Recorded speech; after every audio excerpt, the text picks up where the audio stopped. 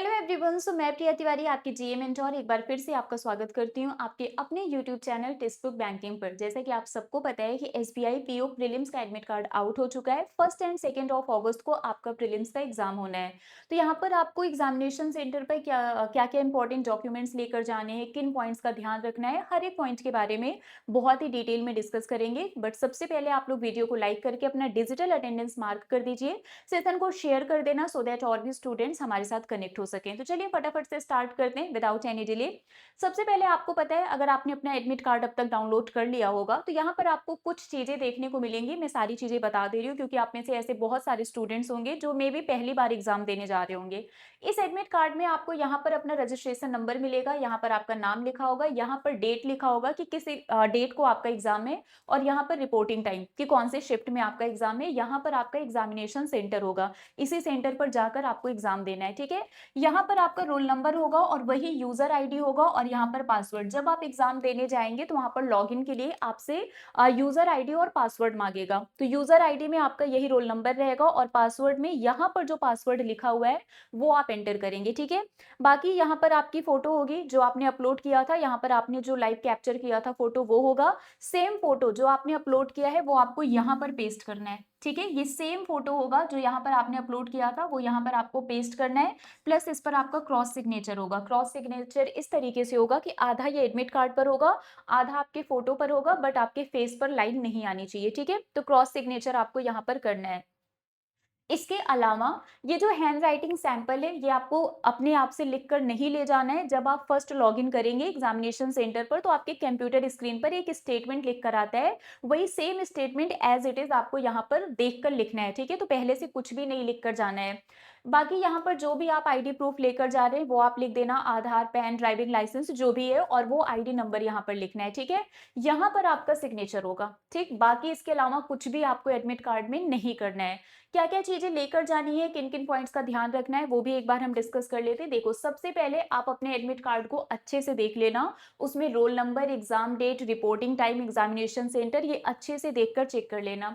Then आपका जो भी रिपोर्टिंग टाइम लिखा हुआ है ना, आपको उससे 15 से 20 मिनट पहले एग्जामिनेशन सेंटर पर पहुंच जाना है, क्योंकि जो भी लेट एंट्री होती है उनको परमिशन नहीं मिलता है। तो आपको अपने रिपोर्टिंग टाइम से पहले एग्जामिनेशन सेंटर पर पहुंचना है। 15 से 20 मिनट का मार्जिन आप लेकर चलना, आधे घंटे का ले लोगे ज्यादा बेटर रहेगा, सो दैट लास्ट मिनट पे कोई प्रॉब्लम ना होने पाए। ओके, क्या क्या चीजें आपको लेकर जानी है? सबसे पहले तो आपका यही एडमिट कार्ड होगा जो आपने डाउनलोड किया है, और उसमें आपका वो पासपोर्ट साइज फोटोग्राफ होगा। ये मैंने ऑलरेडी आपको बता दिया, ये आप एडमिट कार्ड लेकर जाएंगे और यहाँ पर आपकी सेम फोटो होगी जो आपने अपलोड किया था। ठीक है, चलिए, इसके अलावा सेम फोटो जो आपने अपलोड किया था, जो एक तो आप पेस्ट करोगे, दो आप एक्स्ट्रा फोटोग्राफ्स लेकर जाओगे। ठीक है, तो एक एडमिट कार्ड पर पेस्ट कर देना और दो एक्स्ट्रा फोटोग्राफ्स आपको लेकर जाना है। आपको अपनी कोई भी आईडी प्रूफ लेकर जानी है, आधार हो सकता है, पैन हो सकता है, कुछ भी ले जा सकते हैं, है ना। Ration card is not allowed. ठीक है, राशन कार्ड मत ले जाना। तो आपको अपना आईडी प्रूफ लेकर जाना है, ओरिजिनल फोटोकॉपी दोनों,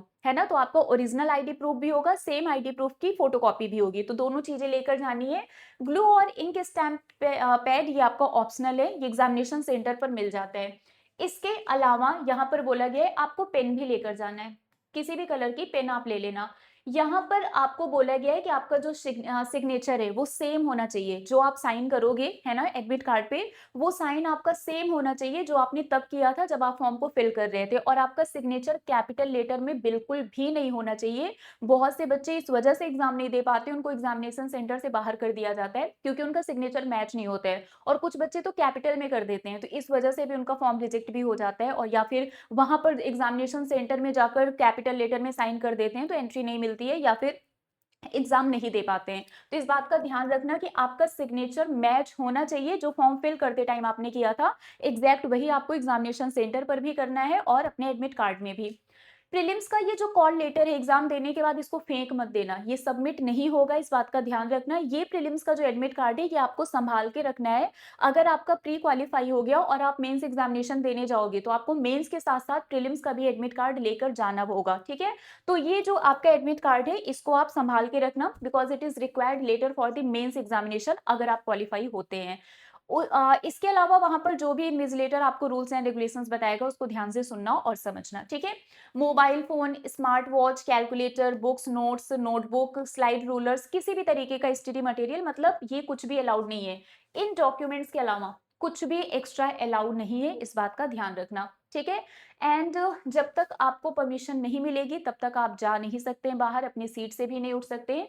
इस बात का ध्यान रखना। पेन आपको लेकर जाना है, ब्लू, ब्लैक जो भी आप ले जाना चाहते हो, आप ले जा सकते हो। रफ शीट आप खुद से नहीं ले जाओगे, एग्जामिनेशन सेंटर पर रफ शीट आपको मिलेगा, है ना? उसी पर आपको पूरा रफ वर्क करना है और एग्जामिनेशन सेंटर से बाहर आने से पहले वो रफ शीट आपको सबमिट भी करना है, ठीक है?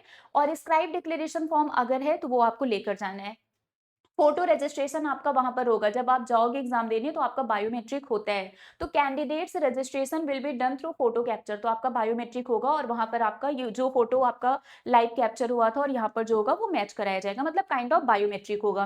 एंड आपको रफ शीट और जो स्क्राइब डिक्लेरेशन फॉर्म है अगर है तो ये एग्जामिनेशन सेंटर से बाहर निकलने से पहले सबमिट करना है, मतलब आपको जो रफ शीट मिलेगी जिसमें आप पूरा रफ वर्क करोगे वो अपने साथ लेकर नहीं आना है, वो आपको सबमिट करके आना है। आपको अपने साथ प्रीलिम्स का एडमिट कार्ड लेकर आना है, क्योंकि मेंस पर इसकी जरूरत पड़ेगी। इस बात का ध्यान रखना कि अगर आपका प्रीलिम्स का एडमिट कार्ड आपको वापस नहीं मिला है तो याद से आप मांग लेना, क्योंकि फिर मेंस के टाइम पर दिक्कत आती है कि हम प्रीलिम्स का एडमिट कार्ड कहाँ से लेकर आए, हमें तो वापस ही नहीं मिला था या फिर गायब हो गया। तो ये एडमिट कार्ड आपको बहुत ही संभाल के रखना है, ठीक है?